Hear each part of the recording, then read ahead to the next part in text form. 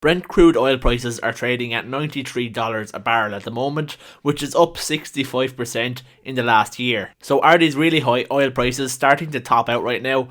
Let's have a look and see what the outlook is for the next few months. It's gone way past just something that only investors would be worrying about. It's hitting everybody in their pockets, whether it's at the pump, your home heating prices, or even the price of your food. Oil prices pretty much affect everything, and it is a major factor of what is driving the inflation rates we are seeing at the moment. The latest data that we had from the EU on inflation was for December, and the inflation rate at that time was 5%. I decided to rerun these numbers and I excluded two of the major categories that would be affected by higher oil prices. These two categories being transport, home electricity and gas costs. Interestingly, when I removed these two categories, it reduced the whole EU's inflation rate to 2.7%. So that comes down nearly 50% from where it is at 5% at the moment. But this is still above the 2% inflation rate that the EU actually target. But it is clear to see that the oil prices are definitely driving inflation. What really affects the prices of commodities like oil are geopolitical issues as well as demand and supply. We've got a pretty big standoff happening in the Ukraine at the moment, which is certainly not helping oil prices.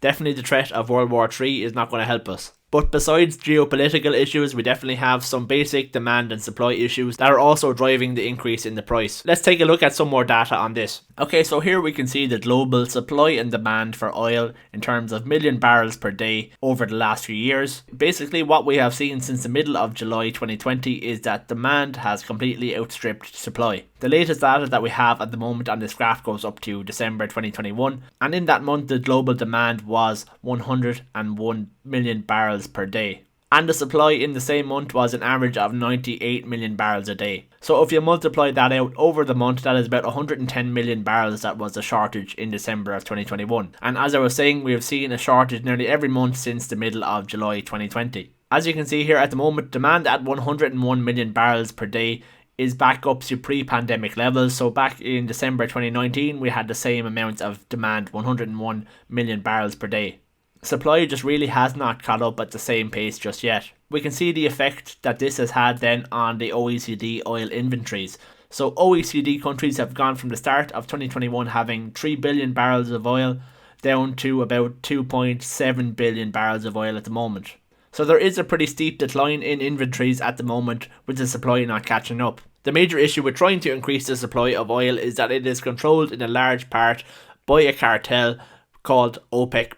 OPEC+ countries such as Iran, Iraq, Kuwait, Venezuela and other countries, they actually control 90% of the world's oil reserves and about 50% of the actual supply.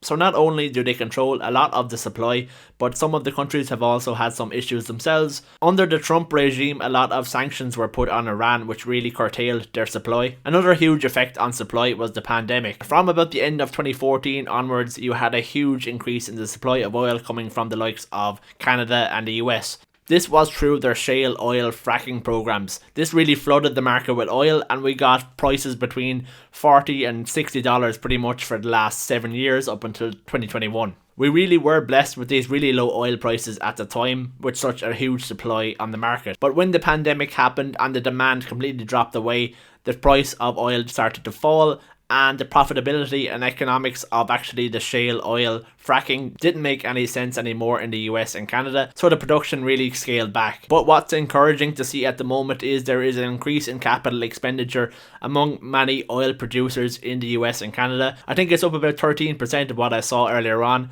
so that means that we will see an increase in production again in Canada and the US, and that should have some effect, at least in the medium term, of increasing the supply again on the market, which might bring down the prices. Let's also have a look at the futures market to try and get a bit of the market sentiment of what the prices are going to be in the coming months. As we said, the current price of a barrel of oil is about $93, but if we have a look at the futures that are dated into the middle or towards the latter part of the year, we see that the price of oil starts to decrease if you're locking yourself into a contract for a couple of months' time. So the crude oil price for a future dated in July 22 is $87, in October it's $84, in December it is $82. So the price of buying oil now today is more expensive than if you were locking it in for a few months down the road. In the futures market, this is called backwardation, where you see the current spot price higher than the futures which are dated a few months into the future. Based on this futures curve, you would be thinking that the market is expecting the prices of oil to slightly fall back in the coming months, but not by too much. I wanted to see if this normally plays out in practice, where these prices that are dated into the future actually come true. This article here gets into it in a lot of detail if you want to really get nerdy with it. It basically looked into the correlation between oil prices, futures curves in backwardation, versus having lower future spot prices. Basically, their conclusion was there is absolutely no correlation whatsoever. Although demand is well and truly back up to pre-pandemic levels, it might not stay there too long if we do see some sort of a recession in the short term, especially as we see some interest rate rises over the next few quarters, which might dampen demand a little bit. So in summary, the outlook is a little bit uncertain. The futures are saying that the oil prices will fall a little bit in the next few months, but we do have the issue of the Ukraine hanging over us as well.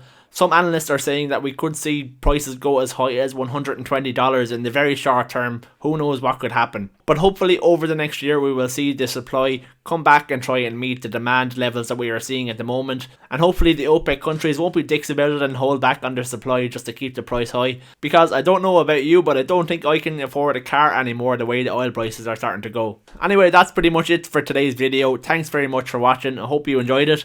If you did, please make sure and drop a like on the video and subscribe to the channel.